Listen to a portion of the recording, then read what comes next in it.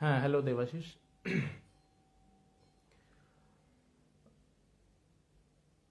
হ্যাঁ, একটু আগেই আমি লাইভে এসেছিলাম, কিন্তু কোনো টেকনিক্যাল ইস্যুর জন্য হয়তো লাইভটা আবার বন্ধ হয়ে গেছে। তো আমি আবার নতুন করে লাইভে আসলাম, লাইভ জয়েন করলাম। দেখি এখনো একজনই, হ্যাঁ, ধীরে ধীরে সবাই জয়েন করছে। আমি জানি না, কোনো টেকনিক্যাল ইস্যুর জন্য হয়তো আমার লাইভটা অফ হয়ে গিয়েছিল।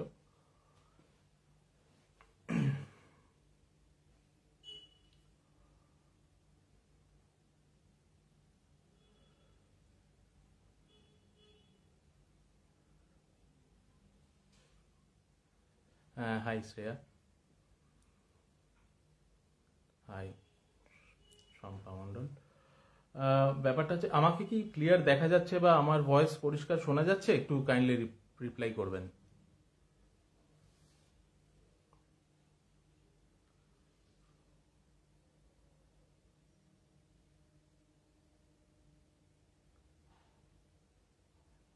কাইন্ডলি কেউ একটু আমাকে কমেন্ট করবেন যে আমি অডিবল এবং ভিজিবল কিনা। Okay, thank you. Thank you Sangita Mukherjee. আচ্ছা, আমি গল্পটা শুরু করি। এটা হচ্ছে আমার এক রিলেটিভের বাড়িতে একজন হাউস হেল্পের, উনি ছিলেন হাউস হেল্পের কাজে থাকতেন। তো এটা ওনার গল্প। আমার ওই রিলেটিভের বাড়ির ঠিক পেছনের বাড়িতে একটা ফ্যামিলি ভাড়া থাকতো। তো তাদের মোটামুটি তারা হয়তো মানে তারা খুব সবসময় ভাড়া দিতে পারতো না, বা এরকম কিছু একটা সমস্যা হতো বা ল্যান্ডলর্ডের সাথে। এবং তাদের বাড়ির যে দুটো ছেলে, একটা ছেলের বয়স 16-17 বছর, আর একটা ছেলের বয়স ওই অ্যারাউন্ড 22 বা 24 মতো। এই দুজনেরই মানে আমরা যেটাকে বলি অপুষ্টি জনিত রোগ। তো এই ধরনের একটা ব্যাপার ছিল, ভীষণ রোগা। ভীষণ রোগা মানে মানে একদম যেটাকে বলে আমরা মানে হাড় বার করা চেহারা। তো একটা ছেলে ঠিক করে হাঁটাচলাও করতে পারতো না, হয়তো ওদের কোনো ডিজিজ ছিল ফ্যামিলি বা জিনগত, যাই হোক। তো তা হঠাৎ করে ওনাদের বাড়িতে, আমার রিলেটিভের বাড়িতে হাউস হেল্পে যিনি আসতেন, তার হঠাৎ করে আসা বন্ধ হয়ে গেল। এটা কিন্তু খুব পুরনো ঘটনা নয়, এটা 2018-19-এর ঘটনা। তো তার আশাটা বন্ধ হয়ে যাওয়ার পরে তাকে ফোন করায়, সে বলল আমিও অসুস্থ, আমার হাজব্যান্ডও অসুস্থ, সেই জন্য আমি এখন আসতে পারছি না। তো তারপর কয়েকদিন পর একটু সুস্থ হতে, যেহেতু এরা খুবই গরিব দুঃখী মানুষ, টাকার খুবই প্রয়োজন, তো ওনারা আবার একটু সুস্থ হয়ে আবার হাউস হেল্পে কাজে চলে আসে। আবার আসার পর 7 দিন 14 দিন কাজ করার পর, মানে আমার যে রিলেটিভ তিনি বলছেন যে ওকে দেখে মনে হচ্ছে যে ও যা ছিল আগে চেহারা তার হাফ হয়ে গেছে, মানে এমন কিছু অসুস্থতা হয়েছে ওর মধ্যে। তো এবার হাউস হেল্পের সেই ভদ্রমহিলা আবার দিন 7-14 পর আবার একইভাবে অসুস্থ হয়ে পড়ে। আবার যখন 7 দিন 10 দিন আসছে না, তখন তাকে আবার ফোন করা হয়। সে বলে একই রকম ভাবে সে এবং তার হাজবেন্ড অসুস্থ, অনেক ডাক্তার দেখিয়েছে, 2 দিন সুস্থ হচ্ছে, আবার অসুস্থ হয়ে যাচ্ছে। তো ওরা একটু গ্রামাঞ্চলে থাকে, তো ওরা ঠিক করেছে যে কোথাও গিয়ে ওই মসজিদে গিয়ে ওদেরকে ঝাড়িয়ে নেবে বা এই ধরনের কিছু একটা করবে। তো এখন এটা ওরা জানিয়েছে। যাই হোক, আমার রিলেটিভটাও টেম্পোরারি বেসিসে অন্য একজন হাউস হেল্পের লোক রেখেছে, তাকে দিয়ে কাজটা চালিয়েছে। তারপরে অনেকদিন পরে আবার পুরনো লোকটি, মানে ভদ্রমহিলা ফিরে আসেন এবং তিনি কাজ করা শুরু করেন। চেহারা আরো ভেঙে গিয়েছে, কিন্তু তার মুখের মধ্যে একটা উজ্জ্বল ব্যাপার রয়েছে। মানে একটা হয় না যে আমরা সুস্থ হয়ে গেলে একটা মুখের মধ্যে একটা গ্লো থাকে, যে হ্যাঁ ঠিক আছে। আগে যেমন দুশ্চিন্তা দুশ্চিন্তা টাইপের একটা চেহারা ছিল, সেটা এই মুহূর্তে মানে সেদিন আসার পর থেকে নেই। তো তখন ওই আমার রিলেটিভ জিজ্ঞেস করলো যে তোমার কি হয়েছিল সেসব, বললো না আমি বলবো পরে, দাঁড়াও আমাকে আমি কয়েকদিন পরে বলছি। তো এরকম বলা টলার পরে একদিন কি হলো, আহ, ওই ভাড়াটেদের বাড়িতেও ওই হাউস হেল্পটাই কাজ করতো, পেছনে যে ভাড়াটেটা থাকতো ফ্যামিলিটা। তো ওদের সাথে খুব ঝামেলা হচ্ছে। তো আমার রিলেটিভ শুনছে যে ঝামেলার কারণ হচ্ছে কি, ঝামেলার কারণ হচ্ছে যে ওই ভাড়াটে ফ্যামিলির যে ভদ্রমহিলা, তিনি ওই হাউস হেল্পের ভদ্রমহিলাকে ফ্রিতে সবজি দিতে চাইছে, সবজি আনাজ। আর আমাদের হাউস হেল্পের যে ভদ্রমহিলা, সে বলছে আমি কিছুতেই নেব না। উনি বলছে তোকে নিতেই হবে, ও বলছে আমি নেব না। এই নিয়ে অশান্তি হওয়ার পরে আমার রিলেটিভের বাড়িতে উনি কাজ করতে আবার চলে আসে। তো তখন জিজ্ঞেস করে যে চেঁচামেচি কারণ কি, কি ব্যাপার, কি বৃত্তান্ত। তখন বলে যে আমি যে এই কদিন অসুস্থ ছিলাম, দিনের পর দিন আসতে পারতাম না, নানা রকম ডাক্তার দেখিয়েছি কিন্তু কিছুতেই ঠিক হয়নি, তার কারণ আমরা পরে যখন ঝাড়াতে নিয়ে যাওয়া হয় আমাকে আর আমার হাজব্যান্ডকে, আমার বাড়ির লোকেরা নিয়ে যায়, তখন ওখানে গিয়ে আমাকে বলে যে কেউ একটা আমাকে তার বাড়ির নেগেটিভ এনার্জিটাকে আমার বাড়ির ওপরে চাপিয়ে দিয়েছে। তো তখন ওরা বুঝতে পারেনি, তখন বলেছে যে তুমি একটা কাজ করো, মানে যেখানে গেছিল সেখানে যে ওই তান্ত্রিক বা যে হোক, যে মসজিদের যে পীর, সে বলেছে যে তুমি একটা কাজ করো, তুমি ওই কেউ তোমাকে সবজি বা কিছু ফ্রিতে দিলেও নেবে না। পরবর্তী সময় ও অ্যানালাইসিস করলো যে প্রত্যেক মঙ্গলবার আর শনিবার দিন ওই যে ভাড়া বাড়ির যে ভদ্রমহিলা ওকে একটা করে মানে সবজি সব 1 পিস 2 পিস করে দিত, মানে ওদের নিজেদের ঠিকঠাক বাজার করার সামর্থ্য নেই, কিন্তু কাজের লোকটাকে সবজি দিত, তার মধ্যে একটা বেগুন থাকতোই, একটু বড় কালো বেগুন। তো এটা ওরা ভাবতো যে যাক ঠিক আছে দিচ্ছে, বাড়িতে গেলে একটা রাত্রেবেলা বেগুন পোড়া করে নিলেই ওদের খাওয়ার হয়ে যেত, রুটি ফুটি দিয়ে খেয়ে নিত। তো রোজ নিয়ে যেত, এবং যতবার এই ব্যাপারটা হয়েছে ততবারই ওটা পরের দিন ওরা অসুস্থ বোধ করেছে। পরবর্তী সময় দেখা গেল যে যখনই ওই মহিলাটি মানে হাউস হেল্পের মহিলাটি ওই ভাড়াটে বাড়িতে যায়, ওরা ফোর্স করে ওকে, ওই মঙ্গল আর শনিবার ওকে জোর করে ওটা দিতে চায়। যাই হোক, পরে ওরা জানতে পারলো যে ওই যে ওইভাবে দিচ্ছিল হাউস হেল্পের মহিলাটিকে, তার জন্য ওর ছেলেগুলো ধীরে ধীরে আস্তে আস্তে সুস্থ হয়ে যাচ্ছিল। পরবর্তী সময় আরো ডিসকাস করে জানা যায় যে কেউ ওনাদের বলেছিল যে তোমার বাড়ির কোনো নেগেটিভ এনার্জি বা তোমার বাড়ির কোনো অসুস্থতা বা এরকম সচ্ছলতা না থাকলে তুমি একটা কাজ করো, মঙ্গল বা শনিবার দিন তুমি এরকম কাউকে দিও যে নিডি, যে তোমার সন্দেহ করবে না, তাহলে তোমার বাড়ির সমস্যাটা তার কাঁধে চলে যাবে। এবং পরবর্তী সময় ওই হাউস হেল্পের মহিলা আর ওদের বাড়ি থেকে কিছু নেয়নি, এবং ওদের বাড়িতেও আর তেমন কোনো সমস্যা হয়নি। এটা হচ্ছে আমার প্রথম গল্প। জানি না কেমন লাগলো, অ্যাকচুয়ালি আমি অনেকদিন আগেই শুনেছিলাম এই গল্পটা, তখন আমাদের চায়ের আসরে আমার ওই রিলেটিভ আমাকে বলেছিল যে ব্যাপারটা এরকম এরকম হয়। আচ্ছা, এবার যা পরিস্থিতি, এই চারিদিকে সবাই ব্ল্যাক ম্যাজিকের গল্প বলে, কিন্তু ভূতের আসরে অ্যাকচুয়ালি এটা আমাদের ভয় পাওয়ার একটা পার্ট, আমরা ভয় পেতে চাই, ভূতের সাথেই ব্ল্যাক ম্যাজিকটা অনেকটা লিঙ্ক থাকে। তো ব্ল্যাক ম্যাজিক রিলেটেড আরেকটা গল্প আমি, এটা হচ্ছে এয়ারপোর্ট এলাকার কোন একটি পিজির গল্প। আমার এক বোন, সে ওই পিজিতে থাকতো। ওই পিজির একটি মেয়ে ছিল, যে মেয়েটি এই ধরনের ব্ল্যাক ম্যাজিক করতো বলে ওদের ধারণা। এবার ওর পাশের রুমে আরেকটি মেয়ে থাকতো, যার সাথে ওর খুব একটা ভালো সম্পর্ক না, ধরে নিচ্ছি পাশের রুমের মেয়েটির নাম প্রিয়া, আর এই রুমের মেয়েটির নাম যে ব্ল্যাক ম্যাজিক করে তার নাম দীপা। তো প্রিয়ার সাথে দীপার খুব একটা ভালো সম্পর্ক ছিল না, মানে ওই হাই হ্যালো টুকু।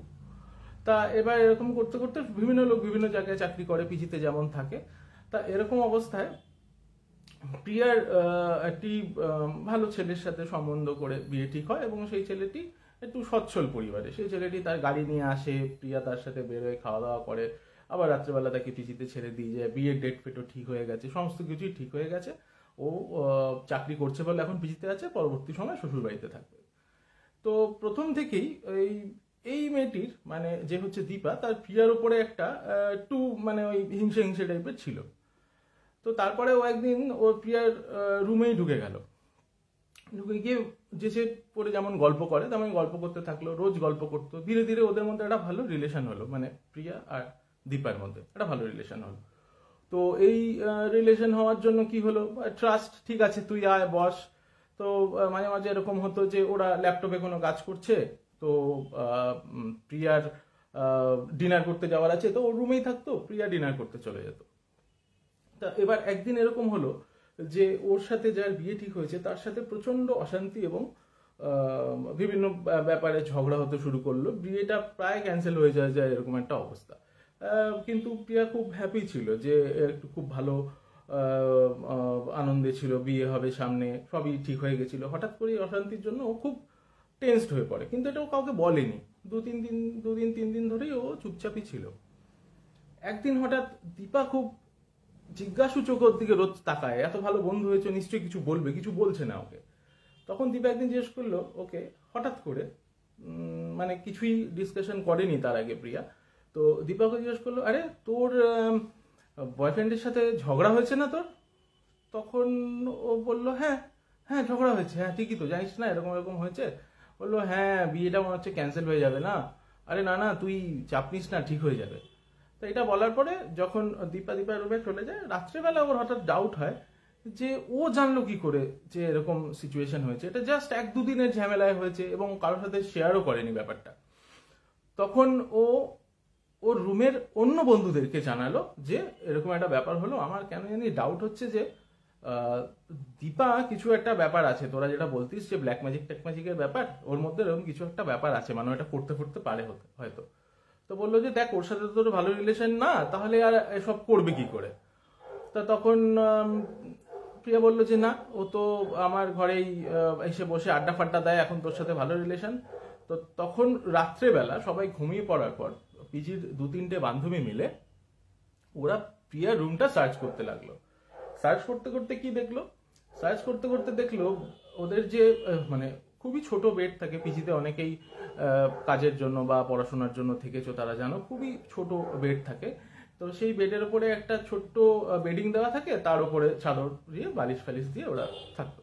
তো এবার ওই একদম বেডিং এর তলায় প্রচুর ফুল, মানে এত ফুল ফেলা, বোধহয় জবা ফুল মোস্ট প্রবাবলি, সাদা অথবা লাল, আমি এক্সাক্ট মনে নেই কি বলেছিল। প্রচুর ফুল রাখা এবং সমস্তটাই জবা ফুল, এবং কিছু কিছু জিনিস পেঁচিয়ে পেঁচিয়ে রাখা, একটু চামড়ার তাবিজ টাইপের এই ধরনের অনেক কিছু জিনিস রাখা। তো ওরা তখন রাত্রেবেলায় ওটাকে একটা কারোর কাছে ছোট অ্যালুমিনিয়ামের গামলা ছিল, তার মধ্যে রেখে ছাদে নিয়ে গিয়ে পুড়িয়ে টুড়িয়ে দিয়েছে। এবং পরবর্তী সময় ওদের প্রিয়ার বয়ফ্রেন্ডের সাথে পরবর্তী সময় ওরা বিয়ে করে নেয় ওর হাজবেন্ডের সাথে। তখন 2-3 দিন পর থেকে আবার রিলেশনটা ঠিকও হয়। কিন্তু দীপা রোজ এসে জিজ্ঞেস করে, কিরে কি করে ঠিক হয়ে গেল, ঝামেলা হচ্ছে না, তুই আমাকে বল, কোনো অসুবিধা নেই। মানে ও জানতে চাইছে যে ওর কাজটা কতটা ঠিকঠাক হয়েছে, কতটা ওকে যে হেল্প করছে এই ব্ল্যাক ম্যাজিক করায় সে কতটা শক্তিশালী এবং কাজটা ঠিকঠাক হচ্ছে কিনা। কিন্তু যখন দেখছে যে কিছুই হচ্ছে না আর ওকে ওরা রুমে ঢুকতেও দিচ্ছে না, তখন দীপা বুঝতে পেরেছে যে এরা কোনোভাবে আমার ব্যাপারটা বুঝে গেছে। এবং তারপর থেকে পিজি সমস্ত মেয়ে ওই মেয়েটিকে অ্যাভয়েড করে চলতো। মানে এরকম হতো যে ও কেউ যদি ভুল করে ওকে ইনভাইটও করে ফেলে, ওরা গিয়ে বলতো যে ওকে ইনভাইট করেছো বিয়েতে, সাবধানে রেখো, ও কিন্তু খুব বিপজ্জনক। এবং সবাই কি হতো, ওকে গার্ড করে থাকতো কারো বিয়ে টিয়েতে গেলে। তো যাই হোক, পরবর্তী সময় মেয়েটি অন্য একটা জায়গায় চাকরি পায় এবং তারপরে সে ওখান থেকে অন্য জায়গায় চলে যায়। এটা হচ্ছে আমার সেকেন্ড গল্প।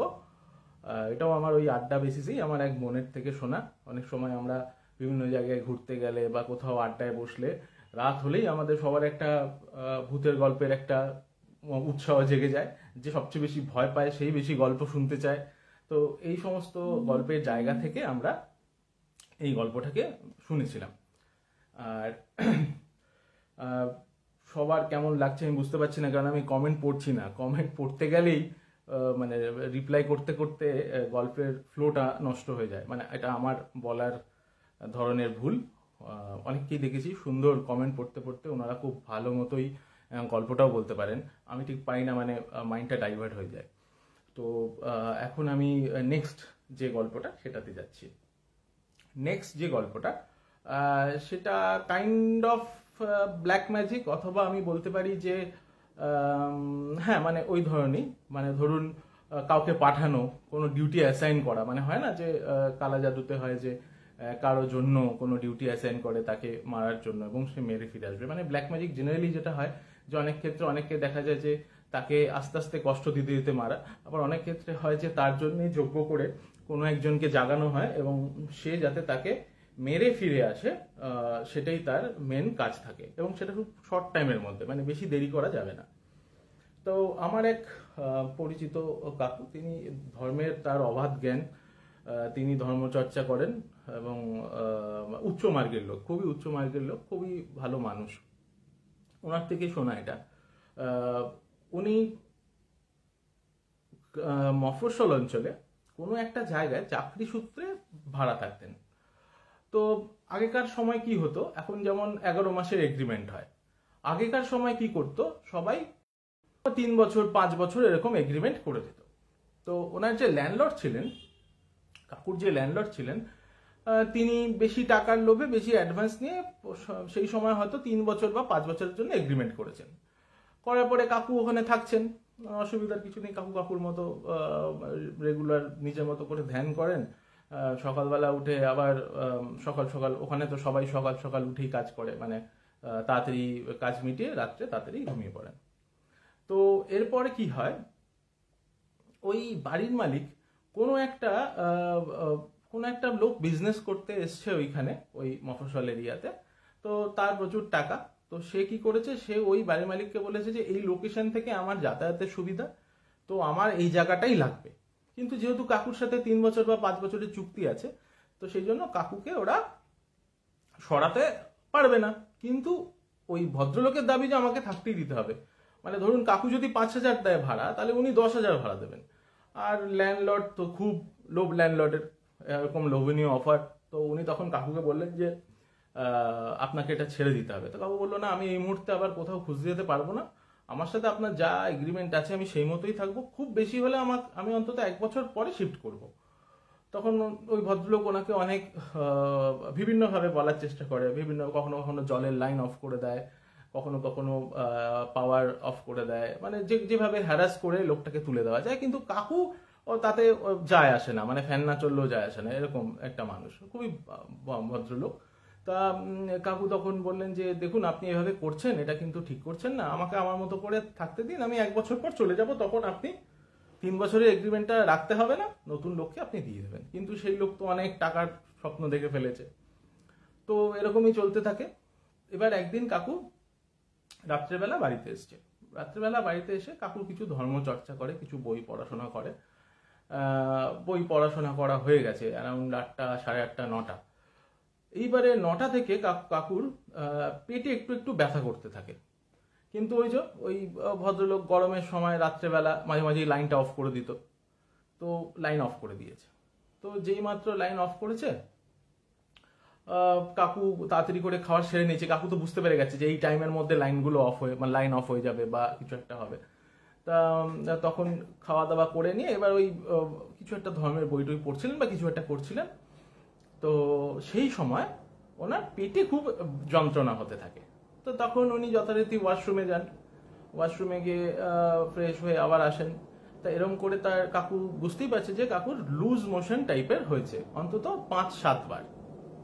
কিন্তু এই লুজ মোশনের জন্য কাকু 2-3 বারের পর থেকেই উঠে দাঁড়াতে পারছে না, চোখে কিছু দেখতে পাচ্ছে না, মানে অন্ধকার ছাড়াও চোখে যে মানুষ সাধারণত দেখতে পায়, কারণ ঘরের মধ্যে তো সেই সময় ফেরিকেন হয়তো জ্বলছে, কিন্তু চোখে কিছু দেখতে পাচ্ছে না এবং শরীর একদম ছেড়ে দিচ্ছে। তো কাকু তখন আবার বারবার ধরে এরকম পেটের প্রচন্ড যন্ত্রণা হচ্ছে এবং যতবার ওয়াশরুমে যাচ্ছে একদম কাহিল হয়ে চলে আসছে।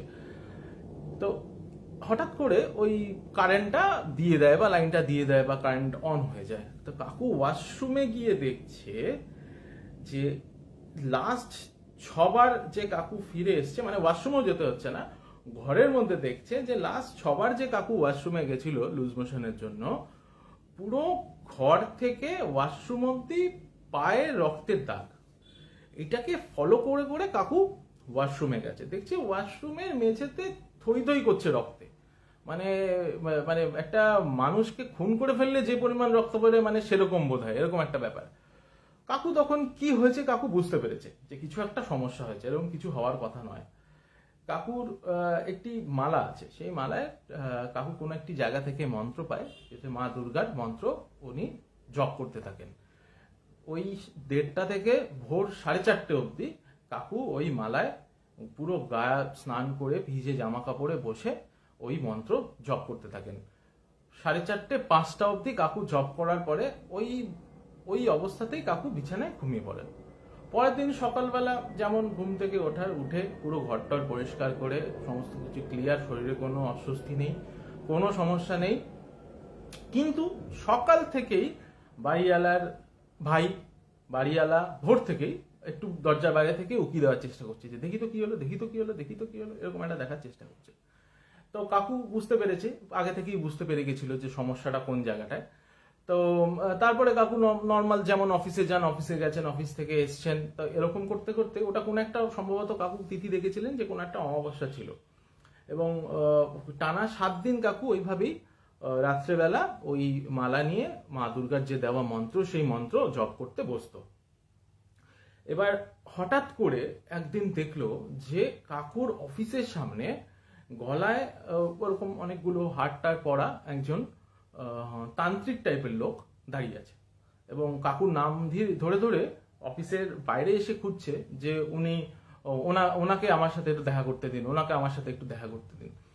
তো কাকু বলেছে হ্যাঁ ঠিক আছে, ওনাকে উপরে নিয়ে আসুন। তো উপরে নিয়ে এসছে, বলে দেখুন এখানে সবার সামনে কথা বলা যাবে না, আপনি আপনার বাড়িতে চলুন। কাকু বলেছে না, আমি আমার বাড়িতে যাব না, আমি আপনাকে একটা ফাঁকা স্পেসে যাচ্ছি, ওখানে বসে কথা বলবো। তো কোনো একটা ফাঁকা জায়গা কাকু অ্যারেঞ্জ করে সেখানে বসে ওই ভদ্রলোকের সাথে কাকু কথা বলা শুরু করে। ওই ভদ্রলোক যেই মুহূর্তে ফাঁকা স্পেস পায়, মানে ওই একটা চেম্বারের মতো দিয়ে দেয়, সাথে সাথে ষষ্ঠাঙ্গ প্রণাম করে এবং কাকুর পাটাকে জড়িয়ে ধরে বলে যে আপনি যাই করছেন এবার থামিয়ে দিন, আমার ভুল হয়েছে, আমি বুঝতে পারিনি, আমি ভেবেছি সাধারণ কোনো মানুষ, আপনার মতো সিদ্ধ পুরুষ, আমি বুঝতে পারিনি, আপনি যাই করছেন থামিয়ে দিন, আপনি আমাকে বাঁচান। কাকু বলল দেখুন আমি আপনাকে চিনিও না, আর আপনার সাথে আমার কোনো শত্রুতাও নেই, আর আমি এই ধরনের মানুষই নই যে আমি আপনার কোনো ক্ষতি করব, কি সমস্যাটা সেটা আমাকে খুলে বলুন। তো তখন বলল যে বাড়িওয়ালা ছিলেন সেই বাড়িওয়ালার কোন এক দুঃসম্পর্কের রিলেটিভের রেফারেন্সে এই তান্ত্রিক, তো তাকে সেই সময় 1000-2000 টাকা পাইয়ে দেবে বলেছে, সে এই তান্ত্রিককে দিয়েছে যে অমুক অমুক লোক, সে বলেছে তার ব্যবহার করা কোনো জিনিস তুলে নিয়ে এসো, কাকুর ব্যবহার করা গামছা নিয়ে যায়, এবং ওই তান্ত্রিক পরবর্তী সময় সেই কাকুর ব্যবহার করা গামছাকে কাজে লাগিয়ে কোনো এক তন্ত্রের মাধ্যমে কোনো এক শক্তিকে জাগিয়ে কাকুর উদ্দেশ্যে, অশুভ শক্তি অবশ্যই, কাকুর উদ্দেশ্যে পাঠায়। এবং কাকু যদি সেই সময় এটা বুঝতে না পেরে ওই জপে না বসতো কাকু কথা অনুযায়ী, তাহলে কাকু ওই দিনই কাকু মারা যেতেন। তারপরে কাকু যেহেতু ওই প্রাপ্ত মন্ত্রতে উনি ধ্যান করতে থাকেন এবং ব্যাক টু ব্যাক 7 দিন উনি ধ্যান করতে থাকেন, সেই জন্য এই যে পাঠানো যে সোল বা যে পাওয়ারটাকে উনি পাঠিয়েছিলেন সেটা যে তৈরি করেছে সে তাকে আঘাত করার জন্য উদ্গ্রীব হয়ে থাকে। কারণ এই ধরনের আমি কাকুর কাছ থেকেও শোনা এবং বিভিন্ন জায়গায় শোনা যে এই ধরনের যজ্ঞের মাধ্যমে তৈরি করা কোনো শক্তি তাকে যদি কোনো ডিউটি অ্যাসাইন করা হয় এবং সে যদি সেই ডিউটিটা করতে না পারে, তাহলে তাকে যে জাগায় সে তার ক্ষতি করে। এবং পরবর্তী সময় ওই তান্ত্রিক এবং বাড়িওয়ালাদের অনেক ক্ষতি হওয়া শুরু হয়েছিল, এবং কাকু পরবর্তী সময় অনেক জায়গায় ওনাদেরকে রেফারেন্সে পাঠায় যে আপনারা এইভাবে করুন, কারণ আমার প্রোটেকশন, আমাকে এভাবে মন্ত্রপাঠ করতেই হবে, নইলে তো আমার রক্ষা হবে না, আমাকে মা দুর্গা বাঁচাচ্ছেন, আপনারা আপনাদের মতো করে ওই পথে এগোন। এবং পরবর্তী সময় 1 বছরের মাথায় কাকু ওই বাড়িটি ছেড়েও দেয়, এবং পরে জানা গেছে যে বাড়িওয়ালার কোনো একটি ছেলের কোনো ক্ষতি হয়ে থাকতে পারে এবং আরেকটি ছেলেরও সেই একই অবস্থা, এবং বংশ পরম্পরায় সবারই কিছু না কিছু সমস্যা থাকছে, কারণ যেহেতু ওরা ফোকাস করে পাঠিয়েছিল সেটা হয়নি, সেটা ফিরে গিয়ে ওদেরই ক্ষতি করেছে। যাই হোক, এটা একটা ব্ল্যাক ম্যাজিকের আরেকটা গল্প। ইনি যার কথা বললাম এনার থেকে আমার অনেক গল্প শোনা হয়, কারণ ইনি লাইভ এক্সপিরিয়েন্স করেন এবং বলেন আর কি। এই গল্পটা কেমন লাগলো এখন তো কমেন্ট দেখতে পাচ্ছি না, তাই মানে কমেন্টটাকে সরিয়ে রেখেছি, তাই জন্য বুঝতেও পারছি না। আপনারা আমাকে জানাবেন যে এই ধরনের ব্যাপারগুলো আপনাদেরও আশেপাশে কারো থেকে শুনেছেন কিনা, তাহলে জানা যাবে যে এই ঘটনা আরো এরকম হয়। যাই হোক, একটু জল খেয়ে নি, গলা শুকিয়ে যাচ্ছে।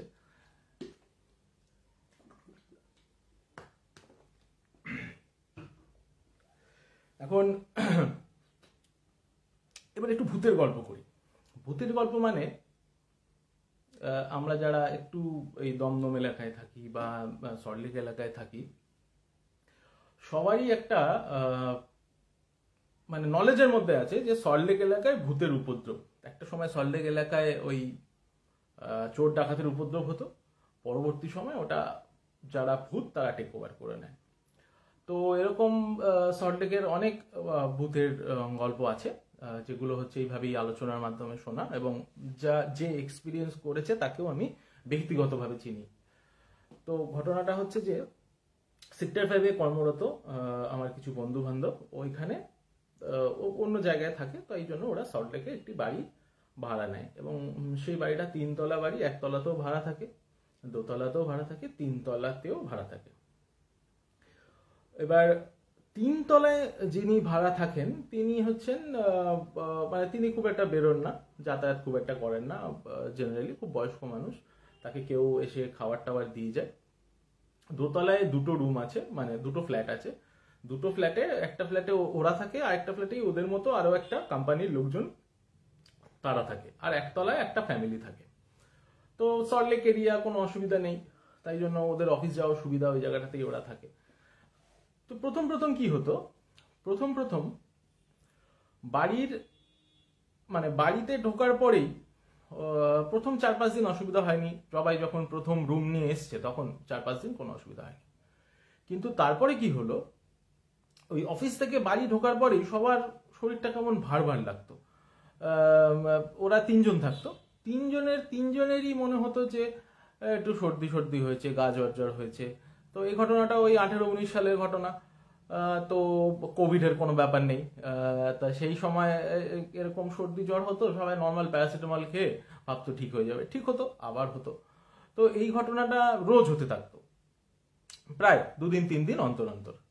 এইবারে ধীরে ধীরে শুরু হলো, ওদের ফ্ল্যাটটায় কোনো বেসিক কোনো সমস্যা নেই, সমস্যাটা হচ্ছে যে রাত্রেবেলা কোনো একটা রুমের ফ্লোরে মনে হতো যে কেউ আলমারি টেনে টেনে নিয়ে যাচ্ছে, বেড না আলমারি, মানে একটা কি ঘষে নিয়ে যাচ্ছে এটা বোঝা যায় তো, মনে হচ্ছে কেউ আলমারি টেনে টেনে নিয়ে যাচ্ছে। কিন্তু ওরা জানে যে ওপরে যে ভদ্রলোক থাকে অত্যন্ত বয়স্ক একজন ভদ্রলোক, তার পক্ষে সম্ভব না এগুলোকে টেনে এদিক থেকে ওদিক নিয়ে যাওয়া। তবুও ওরা প্রত্যেকদিন রাত্রেই দেখতো, এরকম 2টো থেকে শুরু হতো, 3:30 অব্দি চলতো। 3টের সময় খুব বাড়াবাড়ি হতো, 3টের পর থেকে মানে আওয়াজের তীব্রতাটা কমতে শুরু করতো। তো এরকম হতে হতে কি হলো, ওরা খুব সমস্যার মধ্যে পড়লো যে ভাই রোজ রাত্রে এরকম হয়, চল আজকে যে জেঠু ওপরে থাকে তাকে গিয়ে বলবো যে এরকম এরকম হচ্ছে। তো ওরা ওপরে গেল, ওপরে গিয়ে অফিস থেকে ফিরে সাথে সাথে ওপরে গেল, বেল বাজালো, কেউ বেরোলো না। ভেতরে জিনিসপত্র নড়াচড়ার আওয়াজ, একজন মুভমেন্ট করছে, বোঝাই যাচ্ছে। ইচ্ছা করে লোকটা দরজা খুললো না। পরের দিনও তাই করলো, লোকটা ইচ্ছে করে দরজা খুললো না। তো তখন ওরা ল্যান্ডলর্ডকে ফোন করলো যে দেখুন এরকম ডিস্টার্ব করছে আপনার 3তলায় যিনি আছেন, উনি এরকম ডিস্টার্ব করছে, বেল বাজালে দরজাও খোলে না, কিন্তু ভেতরে মুভমেন্ট করছে, পরিষ্কার বোঝাই যাচ্ছে। তো ল্যান্ডলর্ড বললো ঠিক আছে আমি দেখছি। দেখার পরে এই যে ল্যান্ডলর্ডকে ফোন করলো, পরের দিন সকালবেলা ওরা ছিল, বাড়িও যায়নি, মানে ওখানেই আছে কোনো একটা কারণে, কিছু প্রোগ্রাম ছিল। তো পরের দিন সকালবেলা দেখছে যে বাড়ির বাইরে পুলিশ দাঁড়িয়ে আছে, আর ভেতরে ওই যে লোকটা খাবার দিতে আসতো, যাকে মাঝে মধ্যে দেখা যেত, সে কাচুমাচু করে দাঁড়িয়ে আছে, আর ওপর থেকে স্ট্রেচারে করে প্রায় মানে মানে গলতে শুরু করা এরকম, বা একটু মানে শুকিয়ে এসছে এরকম একটি ডেড বডি স্ট্রেচারে করে নামাচ্ছে। তো ওরা সবাই জানতে চাইলো যে এটা কি হয়েছে। তখন বললো যে আপনার ওপরের ফ্লোরে যিনি থাকতেন উনি মারা গেছিলেন, দীর্ঘদিন এরা বাড়ি থেকে কেউ খবর নিতে আসেনি। তো পরবর্তী সময় জানা গেল যে এই ভদ্রলোক মারা গেছে অন্তত 21-22 দিন হয়েছে। হ্যাঁ, এই এলাকায় একটা পচা গন্ধ পাওয়া যেত। এবার আশেপাশে নিয়ারেস্ট লোকেশনে ভ্যাট ছিল, সবাই ভাবতো ভ্যাটের গন্ধ। যাই হোক, এইবার এই যেই বডিটাকে নিয়ে চলে যায়, তো এরা তখন ভাবছে যে এখানে একটু কানেকশনটা চলে গেছিল। আচ্ছা, তো এবার হ্যাঁ, এখন দেখা যাচ্ছে কি, এখন কি দেখা যাচ্ছে?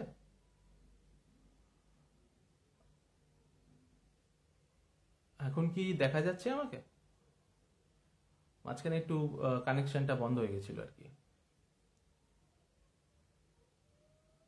ওকে, একটু কেউ টাইপ করে জানাবেন আমাকে এখন দেখা যাচ্ছে কিনা, কারণ কানেকশনটা কেটে গেছিল। ও আচ্ছা, হ্যাঁ, কুহেলি সিনহা, থ্যাংক ইউ। আচ্ছা, এবারে ওরা দেখছে যে ঠিক আছে, নিয়ে গেছে, বাজে ব্যাপার। তো ওরা যথারীতি সেদিনকে আর ফেরেনি, রাত্রেবেলা পার্টি করেছে, কত বন্ধু বান্ধবদের ওখানে ছিল। পরবর্তী দিনকে, রবিবার দিনকে ওরা ফিরে এসে যথারীতি ওদেরও খেয়াল নেই, ওরাও ঘুমিয়ে পড়েছে। কিন্তু সেই দিনকেও রাত 2টো থেকে সেই 3:30 অবধি ওপরে জিনিসপত্র নাড়ানোর আওয়াজ আবার শুরু হয়েছে। এইবারে এরা ভাবছে ধুর, রোজ হয়, আবার ল্যান্ডলর্ডকে ফোন করতে হবে।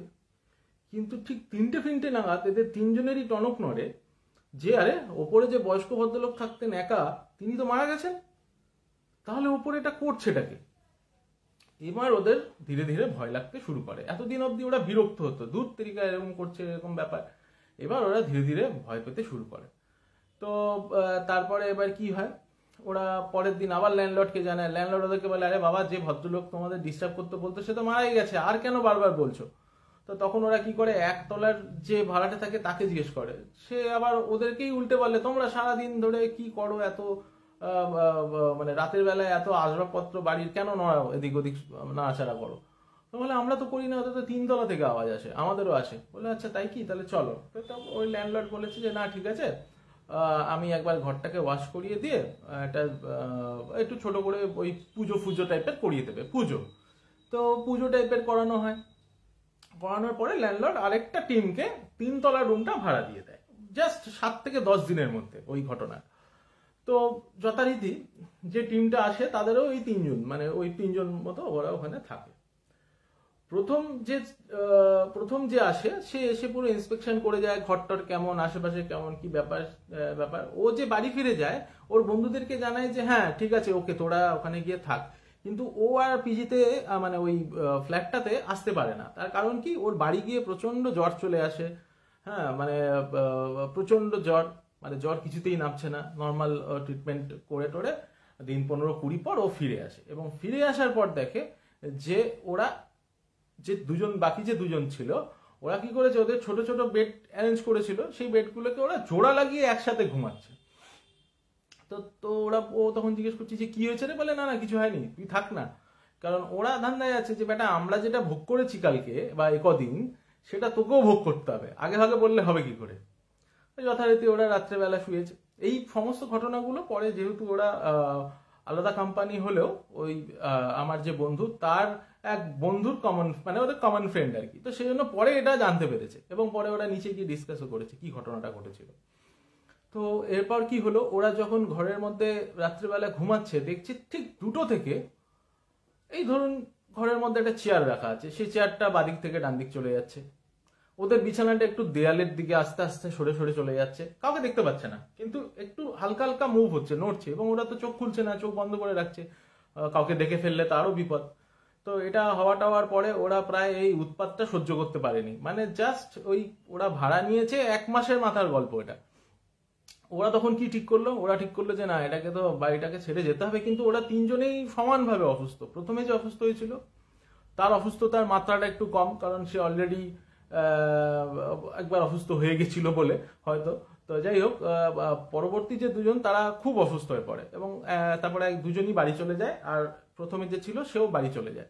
বাড়িতে গিয়ে এরকম বলা টলার পর বাড়ি থেকে বলে, না তোরা এরকম গীতা টিতা রাখলে পরে কিছু হবে না। তো ওরা ওরকম আবার পরে এসে সাহস করে, যেহেতু এগ্রিমেন্ট হয়েছে, অন্তত 4-5 মাস কাটিয়ে ছেড়ে দেবে, দুম করে অ্যাডভান্স টাকা দিয়েছে। ল্যান্ডলর্ড তো এটা শুনবে না, বলবে যে ভূত আছে বলে আমি টাকা ফেরত দেবো, তা কেন হবে, এটা তো বিশ্বাস করবে না। তো তখন কি হয়েছে, ওরা ওখানে ছিল, তো এসে 2-4 মাস কাটাতে হবে, মোটামুটি সব সিস্টেম করে এখানে যেখানে যা পেয়েছে গীতা ছোট ছোট ছোট ছোট দশকর্মার দোকান থেকে কিনে সেখান থেকে সেখানে রেখে দিয়েছে। এতে হয়েছে মুশকিলটা কোথায়, ওরা যখন এরকম করে রেখে দিয়েছে, রাত্রেবেলা আগে কি হতো, ঘরের মধ্যে জিনিসপত্রগুলো সব নড়াচড়া করতো, আর কিছু মানে আর কিছু না, এটাই অনেক বড় ঘটনা, ঘরের মধ্যে যদি জিনিসপত্র নড়াচড়া করে। কিন্তু যখন এই সমস্ত গীতা টিতা রাখলো, তখন কি হলো, প্রত্যেকদিন একটা একটা করে জানলার কাজ ভাঙতে শুরু করলো। পাড়ার লোকে ভাবতো যে এরা রাত্রেবেলা, ইয়াং ছেলেপিলে রাত্রেবেলা নেশা করে উত্তেজিত হয়ে ঝামেলা টামেলা করে কাজ পাজ ভেঙে ফেলছে বোধহয়। ঘরের উৎপাত এবং দরজা জানলা খোলার উৎপাত। দরজা জানলা বন্ধ করা যাচ্ছে না, মানে বন্ধ করলেই নয় জানলার কাজ ভেঙে যাচ্ছে, আর নয় জানলাটা খুলে যাচ্ছে। তো এরা এবার এই ভয়, মানে রাত্রেবেলা খুব দেরি করে ঢুকতো, যাতে কম সময় ঘুমাতে হয়, বা নিচে ফ্ল্যাটে গিয়ে আড্ডা দিত, যেহেতু কমন ফ্রেন্ড। এইবারে একদিন কি হয়েছে, ওরা 3জন মিলে বেরিয়েছে, প্রচন্ড উৎপাত। মাঝখানের একজনের বন্ধুর খুবই অসুবিধা হচ্ছে, ওর জ্বর কিছুতেই নামছে না, মানে 7 দিন 10 দিন অন্তর অন্তর ব্যাপারটা ফিরে আসছে। তখন ও কি করেছে, ও একটা বন্ধু উইকেন্ডে ওকে নিয়ে ডাক্তার দেখাতে গেছে, আর আরেকজন গেছে ওর এক রিলেটিভের বাড়িতে। সন্ধ্যেবেলার মধ্যে কাজ কমপ্লিট, ওরা ফিরে এসছে। ফিরে আসার পরে যখন দরজাটাকে খুলছে, মেন দরজাটা, ফ্ল্যাটের মেন দরজাটা যখন খুলছে, দেখছে দরজাটা খুলছে না। তো প্রথমে ওরা ভাবছে যে হয়তো ল্যান্ডলর্ড চাবি খুলে কি ভেতরে ঢুকে গেল। তারপর ওরা দেখলো না, মানে ওই হ্যান্ডসবোল্ডের মধ্যে যে তালাটা লাগানো থাকে সেটা ওদের তালা, সে তালাটা ওরা আলাদা করে কিনে নিয়েছে, ওদের মতো করে লাগায়, সেটা তো আর ল্যান্ডলর্ডের কাছে চাবিটা থাকার কথা নয়। তখন ওরা মনে হলো যে তাহলে কি হলো ব্যাপারটা, দরজা খোলা যাচ্ছে না কেন, তাহলে কি চোর ঢুকেছে, চোর ঢুকেছে কোনোভাবে বা কিছু হবে, কিন্তু তালা তো আমরা চাবি দিয়েই খুললাম, আর এই চাবির সেট কারোর কাছে থাকার কথা না, এই তিনজনের কাছেই থাকে। ওরা তারপর কি করলো, নিচ থেকে লোকেদের ডাকলো, নিচ থেকে এই এই একতলার ফ্ল্যাটে যারা ছিল তারা, বাইরে কিছু রিক্সাওয়ালা টালা ছিল, সবাই মিলে এসে দরজাটাকে ঠেলতে শুরু করলো। মানে দরজাটা কিন্তু হ্যাজবোল্ট খোলার পরে দরজাটা কিন্তু লক নয়, কিন্তু দরজাটাকে ঠেলে খোলা যাচ্ছে না, মানে মনে হচ্ছে যে ওদিক থেকে অনেক কিছু চাপিয়ে রাখা আছে। তারপরে ওরা সবাই মিলে যখন ঠেলাঠেলি করে ব্যাপারটাকে খুললো, মানে দরজাটাকে খুলে ফেললো, ওরা দেখলো কি, ওরা ওদের নিজেদের প্রয়োজনের জন্য একটা ফ্রিজ ক্যারি করতো, একটা ওই 180 লিটারের ফ্রিজ। দরজাটা খুলে দেখলো যে ফ্রিজটা উল্টে পড়ে গেল, দরজার ঠিক সামনেটায় ফ্রিজটাকে আটকে রাখা ছিল। কিন্তু ঘরে ঢোকার পর ওরা দেখলো যে কোথাও কোনো, মানে কেউ যদি ঢুকে থাকে অন্য দিক থেকে বেরিয়ে থাকে, তার কোনো রাস্তা নেই। এবং ঘরের মধ্যে যত জিনিসপত্র ছিল, ঠিক যে জায়গাগুলো ওরা ধর্মের বইগুলো রেখেছিল সেই জায়গাগুলো বাদ দিয়ে যত জিনিসপত্র ছিল সব লন্ড ভন্ড এদিক ওদিক ছড়িয়ে ছিটিয়ে পড়ে আছে। মনে হচ্ছে কেউ খুব রাগ করে রীতিমতো তাণ্ডব করেছে ভেতরে। ভেতরে মানুষ বসে, মানে একটা মানুষ গিয়ে দাঁড়িয়ে থাকবে সেটুকু জায়গাও নেই, সমস্ত জিনিসপত্র সারা ঘরে ছড়িয়ে আছে। এই অবস্থায় ওরা ওই সময়তেই ল্যান্ডলর্ডকে ডাকে, এবং ল্যান্ডলর্ড তখন এসে দেখে সবাই চমকে যায় যে এটা কি হলো, মানে একটা ফ্রিজ দরজার সামনে রাখা, এবং এটা ওরা মিথ্যেও বলতে পারছে না, কারণ নিচ থেকে লোকজন এসে দরজা ধাক্কা দিয়ে দিয়ে খুলেছে। তো মানে এইভাবে ব্লক করে রাখা, ভেতর থেকে যদি কেউ ব্লক করে সে দরজা থেকে বেরোলো কি করে, তাকে ভেতরেই থাকার কথা, কিন্তু ভেতরে কেউ ছিল না। এবং পরবর্তী সময় ল্যান্ডলর্ড ওদেরকে টাকা ফেরত দেয়, এবং ওই তিনটে ছেলে ওই দিন রাত্রে ওই দোতলায় ওদের ওখানে থাকে, এবং ওরাও ওদের এক্সপিরিয়েন্স ওদের সাথে শেয়ার করে, এবং সবাই বুঝতে পারে যে না, ওই 3 তলাটা কোনোভাবে হন্টেড হয়ে গিয়েছে। এবং পরবর্তী সময় এই দোতলায় যারা ছিল তারাও শুনেছে যে ল্যান্ডলর্ড ওপরেরটা এখনো কাউকে রেন্ট দেয়নি, কিন্তু ল্যান্ডলর্ড ওপরে কোনো শ্রাদ্ধ শান্তি বা কিছু একটা করতে চাইছে, কারণ যে ভদ্রলোক মারা গেছিলেন তার দূর অব্দি কোনো রিলেটিভ ছিল না, তাই জন্য তার ঠিক করে কোনো শ্রাদ্ধ হয়নি। এবং পরবর্তী সময় ল্যান্ডলর্ড হয়তো কোনো ওইখানে আবার আলাদা করে পূজা পার্বণ বা শ্রাদ্ধ করে থাকতে পারে।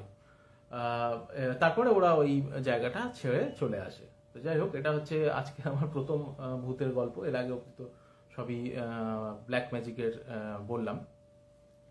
এখন মোটামুটি আর একটা গল্প আছে, সেই গল্পটা আমি বলি। এটাও হচ্ছে আমার এক অফিসের একটি মেয়ের থেকে আমার শোনা। এই ঘটনাটা অনেকদিন আগেকার ঘটনা, মানে 2010-8 এই সময়কার ঘটনা। তো ও তখন পড়তো ক্লাস 9-এ, বোধহয় 9-এ পড়তো। তো ও কোথাও একটা টিউশনে যেত, তো টিউশন থেকে ওই একটা রাস্তা, ওই বাবা মা রিক্সার টাকা দিত, সেই টাকাটা বাঁচিয়ে রাখতো ফুচকা খাবে বলে, তো সেই জন্য ওই রাস্তাটুকু হেঁটে হেঁটে চলে আসতো ওই টাকাটা বাঁচানোর জন্য। তো এরকম প্রায়শই আসতো, বন্ধুরা আড্ডা দিতে দিতে আসতো, কখনো কখনো একাও আসতো, কখনো ওর মাও নিয়ে আসতো। যখনই হতো ওই জায়গাটা রিক্সাতে উঠতো না, মানে ওই রিক্সা ভাড়াটুকু ওর, যেটাতে ও ফুচকা খাবে। তো সেই জন্য এবার ওই জায়গাটায় ও রোজই ফিরছে, রোজই আসছে। এরকম একদিনের পর থেকে মানে ও কিন্তু 5টা নাগাদ ফিরতো, সন্ধ্যে 5টা নাগাদ ফিরতো। একদিন কি হলো, একদিনের পরে ও বাড়িতে ফেরার পর থেকেই ওর বারবার মনে হতো যে শরীরটা খুব ভার লাগছে, শরীরটা খুব ভার, মানে বিছানা থেকে উঠে বসলে শরীরটা হালকা, কিন্তু যেই মানে বিছানা থেকে মাটিতে নেমে হাঁটা স্টার্ট করতো, মনে হতো যে ভীষণ শোল্ডারে একটা চাপ, শোল্ডারে একটা পেন হচ্ছে।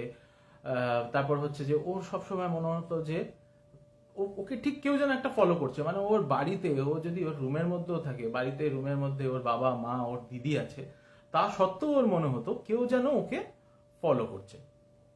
তো এটা ও অনেকদিন এরকম করে ফিল করতে থাকে। পরবর্তী সময় ও এটা কাউকে জানায়নি আর কি, সবসময় এরকম ঘুরে ঘুরে তাকাতো, আর এরকম ঘুরে ঘুরে তাকাতে গিয়ে ও দেখতো কেউ নেই, আরো ভয় পেয়ে যেত। এইবারে যখন দিন 15-20 কেটে গেল, তখন ব্যাপারটা আরো কঠিন হয়ে গেল। কিরকম কঠিন হলো, এরপরে ও শুনতে পাচ্ছে যে ওকে কোনো একটা মেল ভয়েস, মানে কোনো একটা লোক ওকে ইনস্ট্রাকশন দিচ্ছে, তুমি ওদিকে যেও না, তুমি এখানে বসো। বা ওকে বলছে যে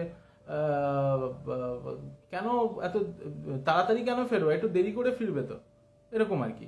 বা ও ঘরের মধ্যে বসে পড়ছে, ওকে কিছু বলছে, এই ভালো আছো তো, মানে এই টাইপের আর কি। তো ও বলতো, ও পুরো ভয় পেয়ে যেত, মানে ও পড়ছে একটা মনোসংযোগ নিয়ে পড়ছে, সেখানে কেউ যদি কানের সামনে এসে এরকম বলে, কিন্তু রুমের মধ্যে কেউ নেই, এবং বারবার ওর নাম ধরে ডাকতো আস্তে আস্তে করে, কিন্তু ও কাউকে দেখতে পেত না। এবারে ধীরে ধীরে কি হলো, ও একদম মানে রোগা হয়ে যেতে লাগলো, একদম রোগা হয়ে যাচ্ছে। খাওয়া দাওয়া, খাওয়ার কোনো এনার্জি নেই। ও যেদিনই খেত না, ও আজকে খেতে ভাল লাগছে না, শরীর চাইছে না, মন চাইছে না। ও যখন ঘুমাতে যেত, তখন ওই যে লোকটা ওকে কানে কানে এই কথাগুলো বলতো, সে ওকে বলতো, খাওনি, খুব ভালো করেছো, খুব ভালো হয়েছে তোমার, খাওনি তো দেখবে সব ঠিক হয়ে যাবে, তোমার কষ্ট চলে যাবে। তো এটা এটা শুনে ও আরো ভয় পেত। ভয় পেতে পেতে এবার ও বাড়ির লোকেদেরকে জানায়। তখন বাড়ির লোক বিভিন্ন ডাক্তার ফাক্তার দেখায়, ওষুধপত্র দেয়, নার্ভের ওষুধ, ঘুমিয়ে ঘুমিয়ে থাকে, কিন্তু ঘুম থেকে উঠলে সেই একই জিনিস। ওষুধ খেতেও পড়াশোনা প্রায় বন্ধ হওয়ার পথে, চোখের তলায় কালি পড়ে গেছে, এবারে মানে পরীক্ষাটা দিতে পারবে কিনা এরকম একটা সিচুয়েশন তৈরি হয়েছে। কিন্তু ওই আর কি, ঘুমিয়ে থাকছে, ঘুম থেকে উঠছে, যেই উঠে বসছে, সেম কথা বলা শুরু করছে, তুমি ঘুমিয়েছিলে কেন, এতক্ষণ ঘুমিয়েছিলে কেন, তুমি উঠে না বসলে তো আমার ভালোই লাগে না। মানে ওই মেল ভয়েসটা ওর কানে এরকম করে বলছে। তো এইটা এবার ও দিদিকে বলতে শুরু করে। তখন ওর দিদি বলে যে তোকে এরকম, তোর এরকম এখনো মনে হচ্ছে ওষুধ খাওয়ার পরও? বলছে হ্যাঁ, আমি যখন ঘুমাই, ঘুম থেকে ওঠার পর এটাই মনে হয়। তো তখন ওর মামা বাড়ি থেকে সব রিলেটিভরা আসে ওকে দেখতে, এবং সবাই দেখে ওকে রীতিমতো কান্নাকাটি শুরু করে দেয়। মানে অনেকে ওর রিলেটিভরাই বলে ওকে দেখে মনে হচ্ছে যে ও মৃত্যু সজ্জায় শুয়ে আছে, আর বেশি দিন ও বেঁচে থাকবে না, এরকম একটা ব্যাপার, একদম শীর্ণ কায়, চোখ ঢুকে গেছে, এরকম একটা ব্যাপার। তখন ও কি করলো, রিলেটিভরা বললো, দেখো তোমরা তোমাদের মতো করে ট্রিটমেন্ট করেছো, আমরা ওকে আমাদের এখানে একটা মসজিদ আছে, সেখানে নিয়ে যাব। এই কথাটা যখন রিলেটিভদের মধ্যে আলোচনা হচ্ছে, এটা ওর সামনে আলোচনা হচ্ছে না, ওর বাড়ির লোকের সাথে ওর রিলেটিভের আলোচনা হচ্ছে, ও অন্য রুমে আছে। ওই যে মেল ভয়েসটা ওর কানে এসে বারবার বলছে, তুমি একদম বাড়ি থেকে বেরোবে না, তোমাকে যেখানেই নিয়ে যেতে বলুক তুমি কিন্তু যাবে না, তুমি যেখানেই যাবে বাইরে অনেকে আছে, তারা তোমাকে মেরে ফেলবে, আমি তাদের থেকে তোমাকে বাঁচাচ্ছি। তো এটা শোনার পর মেয়েটা আরো আতঙ্কিত হয়ে যায়। তখন মেয়েটি ওর বাড়ির লোক যখনই ওকে অ্যাপ্রোচ করে যে না চল, এবার তোকে আমরা একটা জায়গায় নিয়ে যাব, একটু ঘুরিয়ে নিয়ে আসবো, বলেছে না না আমি কোথাও যাব না, ও তো ভয় পাচ্ছে। তা তখন বলেছে ঠিক আছে, তোর দিদিমা খুব অসুস্থ, দিদিমা তোকে আরেকবার দেখতে চাইছে, তুই চল দিদিমার সাথে দেখা করে চলে আসবি। মেল ভয়েসটা ওকে বলছে যে দিদিমার সাথে দেখা না করতে গেলেই নয়, মানে যে ভয়েস ওকে দিচ্ছে সেও খুব একটা কনফিডেন্ট না যে ও আদৌ দিদিমার বাড়ি যাবে কিনা, কিন্তু ওর মন বলছে যে হ্যাঁ দিদিমার বাড়িতেই তো যাবে। যথারীতি ওকে রিক্সা করে নিয়ে গেছে। দিদিমার রাস্তায় কিছুটা যাওয়ার পরে, মানে দিদিমার বাড়ির রাস্তায় কিছুটা যাওয়ার পরেই ওখান থেকে রিক্সা ঘুরিয়ে সেই মসজিদে নিয়ে চলে গেছে। যেই মুহূর্তে মসজিদে নিয়ে গেছে, যেই মসজিদের যে গেট দিয়ে ঢুকছে, জাস্ট গেটের ভেতরে ঢুকেছে, ওর যে একটা শোল্ডার পেন হতো বা মাথার পেছনে ব্যথা করতো বা হাঁটুতে ব্যথা করতো, নিমেষের মধ্যে সেই ব্যথাগুলো নেই, জাস্ট নেই। তারপরে ও ভেতরে যায়, ভেতরে যাওয়ার পরে ওখানে যিনি থাকেন, পীর বা যে থাকেন, তিনি ওকে দেখে একটু একটু যেমন ওরা ঝাড়ফুঁক করে, ঝাড়ফুঁক করে বলে তুমি বাইরে গিয়ে দাঁড়াও। তো বাইরে গিয়ে দাঁড়ালো। তা বাইরে দাঁড়ানোর পরে ও দিদির সাথেই দাঁড়িয়েছিল, এবং ও খুব ভয়ে রীতিমতো মানে কাঁদো কাঁদো অবস্থা, কারণ ও বুঝতে পেরেছে যে গেটের বাইরে বেরোলে ওর আবার একই রকমের কষ্ট চালু হয়ে যাবে। তো যথারীতি ও আবার গেটের বাইরে বেরিয়েছে। গেটের বাইরে বেরোনো মাত্রই ও রিক্সায় উঠেছে, বাড়িতে যাবে। তখন ওর মা বলেছে যে না, এখন আমি বাড়িতে যাব না, এখন তোকে নিয়ে আমি পার্লারে যাব। তো মনের মধ্যে একটু হলেও তো আনন্দ হবেই যে পার্লারে নিয়ে যাচ্ছে, যতই দুঃখ থাক, এটা একটা মজার বিষয়, জেনারেলি হয়েই থাকে মেয়েদের কাছে। তো ওইটুকু মেয়ে ও যাবে পার্লারে, মা নিয়ে যাবে বলেছে, এটা খুব বড় ব্যাপার, আনন্দের জায়গা। তো ও তো যথারীতি পার্লারে গেছে। পার্লারে যাওয়ার পরে ওর প্রায় অনেক বড়, চুলটা অনেক বড় ছিল, ওর মা গিয়ে একদম যেটাকে আমরা বলতাম সেই সময় মানে বয়েস কাট করা আর কি, সেরকম বয়েস কাট করে দিয়েছে। তো ও তো বেজায় খেপে গেছে। আর ওর যে ভদ্রলোক যে ওকে কানের গোড়ায় এত কথাগুলো বলছিল, সেও বেজায় খেপে গেছে।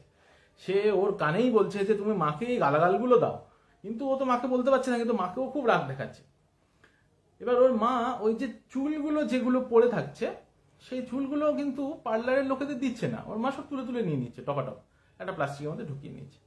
ঢুকিয়ে নেওয়ার পর ওকে আর কিছু হয়নি, ওকে ওই ওখানেই ওকে ওই নার্ভের ওষুধপত্র দিয়েছে, খাওয়া দাওয়া করেছে, বাইরে যা খাবি খা, ফুচকা টুচকা খা, সব খেয়ে ওকে বাড়ি নিয়ে গেছে। বাড়ি নিয়ে যাওয়ার পরে 3 দিন ওকে বলেছে যে তুই বাড়ি থেকে বেরোবি না, তো বাড়ি থেকে বেরোতেই পারছিল না, তাই বেরোনোর প্রশ্নই উঠছে না। 3 দিন পর ও দেখলো একদিন সকালবেলা ঘুম ভাঙার পরে ও বুঝতে পারলো যে পুরোপুরি সুস্থ, মানে চোখের তলায় কালো স্পট অনেকটাই নেই, শরীর খারাপ একদম নেই, কোথাও কোনো পেন নেই, একদম ফ্রি। ওর বারবার মনে হচ্ছে না কেউ ওকে ফলো করছে, আর কেউ ওর কানের সামনে কথা বলছে না। তখন এটা ও বোঝার চেষ্টা করছে যে কি হলো, হঠাৎ করে আমি একবারে খালি চুলটা কাটলাম আমি সুস্থ হয়ে গেলাম। তো ওর মা ওকে কিছু জানাইনি, ও বলেছে ঠিক হয়ে গেছিস, যা এবারে পড়তে বস, সামনে পরীক্ষা আছে, পড়াশোনা করতে হবে। কিন্তু ওর তো জিজ্ঞাসু মন, ওকে তো জানতেই হবে এক রাতে কি করে সুস্থ হয়ে গেল। ও তখন ওর দিদিকে জিজ্ঞেস করলো, ওর দিদি বলতে চাইছিল না, কিন্তু তারপরে ও কনভিন্স করলো দিদিকে। তখন ওর দিদি বলল যে ওইখানে কি বলেছিল ওইখানকার পীর, ও যে ওই রাস্তা দিয়ে পড়ে ফিরতো সন্ধ্যে 5টা নাগাদ, ওখানকার কোনো একটা রাস্তা আছে, সেটা হচ্ছে কবরখানার পাশে।